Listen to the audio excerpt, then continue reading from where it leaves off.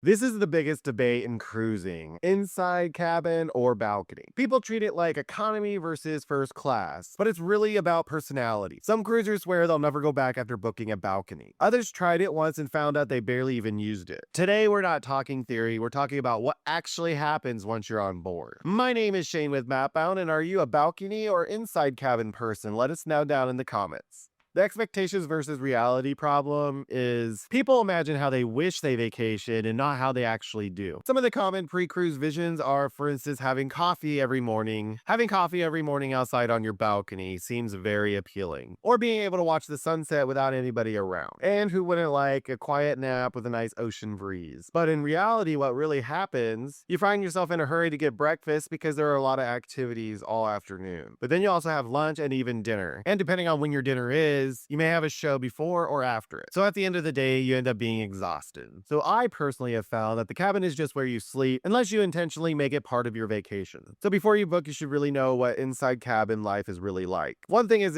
completely dark. I personally like this because I like it to be completely dark when I sleep. Now, one thing that I do rely on at home to wake up is it daylight out? That can be a problem, but what I end up doing is I just turn on the cruise ship cam that shows where the ship is heading towards. That way it would light up a room as if you had a window. Another thing I absolutely love is that there are usually cooler temperatures in the inside cabins. I always sleep better when it's cooler in the room. Inside cabins are also usually one of the cheaper options. So if you're looking to save money, that is a no-brainer. I will tell you though, and since you don't have access to the outside, inside cabins will also encourage you to go out and explore the ship more. And if you pick the right location, can usually also be a lot quieter. Some of the things that surprise people, one would be not having the natural light, which usually cues people what time of day it is. This in turn also makes it so much easier to oversleep. A lot of first-time cruisers, myself included, find that you spend almost no waking hours there. Now, if you're a port-heavy traveler, where you plan on exploring most of the ports, an inside cabin would work good for you. For instance, a lot of time in the Caribbean, you have a few more sea days,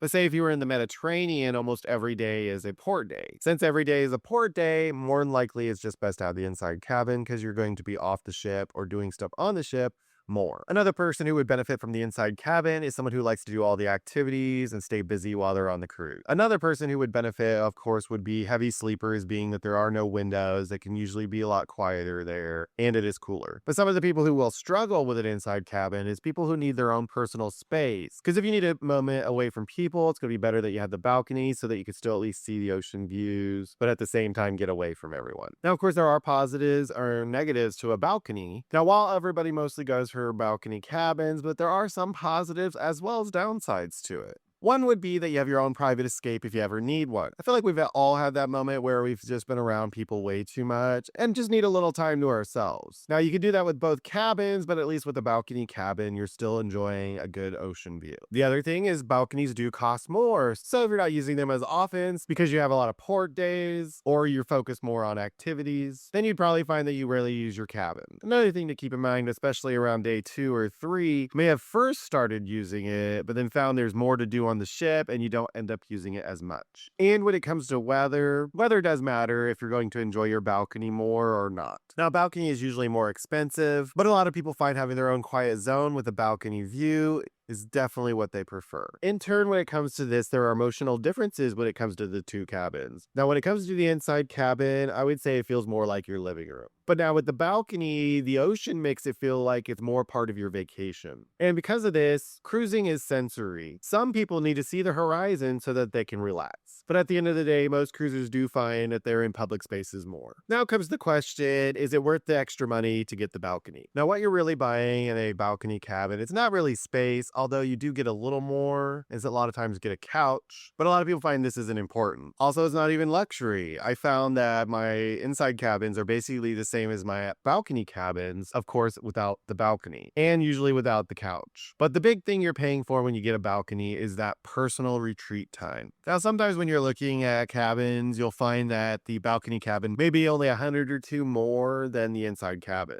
So this is when you got to ask yourself the question, will you spend a lot of time in the cabin to make it worth it? Or are you just going to use it a couple times a day, say in the mornings, or just when you're getting ready for activities? Because at the end of the day, pro cruisers usually downgrade more often than they upgrade. Plus, keep in mind that there's always a good chance the cruise line may upgrade your inside cabin to a balcony at no extra cost. Nothing beats enjoying a balcony that you paid inside inside cabin price for. So at the end of the day, inside cabin versus balcony isn't about the price, it's more about your travel style. Travelers who tend to be port heavy and do a lot more activities would probably benefit more from an inside cabin because they rarely use the balcony. But in turn, if you're a person who likes to relax, say by the pool, or has some time to yourself in your room, a lot of the times these kind of cruisers will enjoy their balcony more. My name is Shane with MapBound. Please like and subscribe. Follow me on Facebook. Check out my recommended cruise product. Also download my free cruise checklist. Thank you so much for watching, and remember, travel is life.